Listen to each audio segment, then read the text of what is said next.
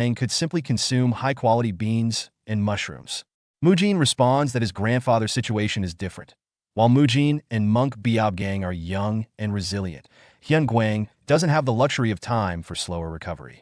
Mujin then questions the reason behind Shaolin's prohibition on meat, stating that it's intended for monks to practice penance, to overcome earthly desires like the craving for meat. He explains that he willingly gave up meat for this purpose, but argues that such atonement holds no value for someone whose body urgently needs nourishment. Determined to convince them, Mujin reflects that failing to persuade the monks could mean Hyun Guang's death, a loss he's unwilling to face again. With resolve, Mujin challenges them by shouting that, by denying the necessary nourishment, they would be contradicting the Buddhist law of no killing. Hearing Mujin's challenge, Hyun Gong becomes enraged, his energy manifesting as vines sprouting from his bald head.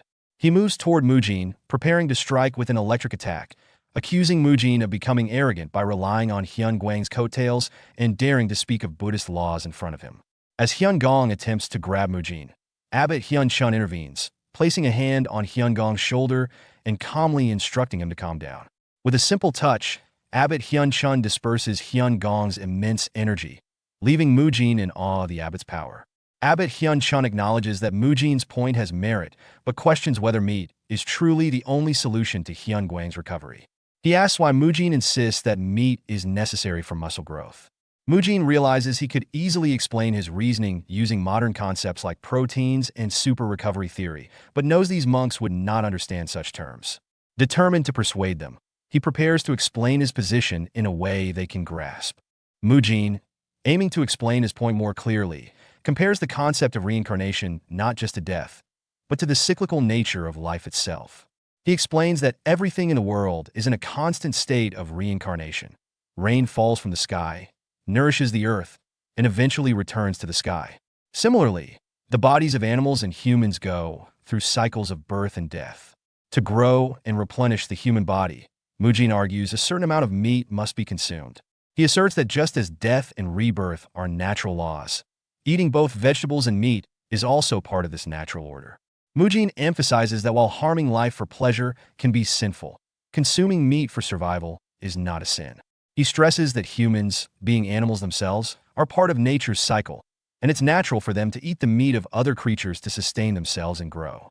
Using simple analogies, Mujin tries to persuade the monks, carefully explaining his reasoning in a way they can understand.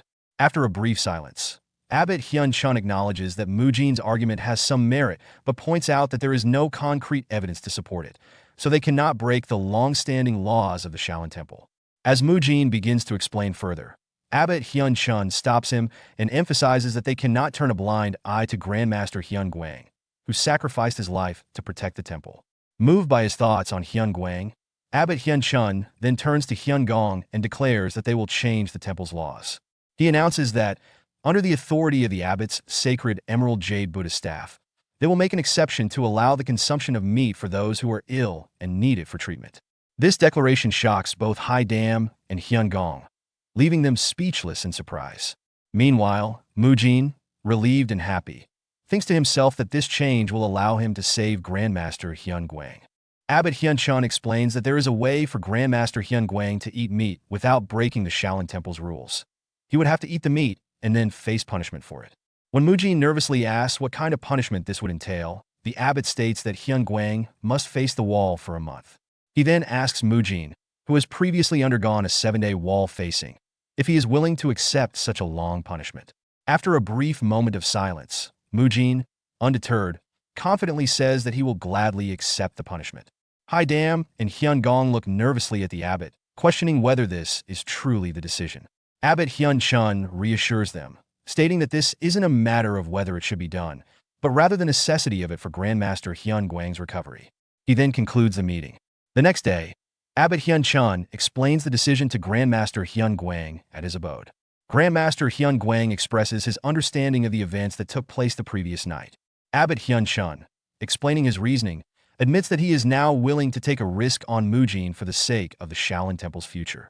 He reflects on the temple's past, considering that their strict adherence to tradition may have been a contributing factor to the stagnation of the Shaolin Temple over the past 1,000 years.